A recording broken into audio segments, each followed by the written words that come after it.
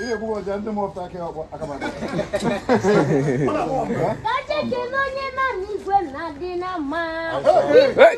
Onu be. I swear. Ina lu ko mu nye kweli ge. Ofisi ko te bu na ba wa yin si. Ofisi ko te gwere abura jo bo Igwe. Obo wa ta bulo ti mani go mela kulata. Ọ̀pọ̀ kúkú tí ń mọ̀ jílé ewu ọ̀gá àjẹsọ̀ máa ń yí pé.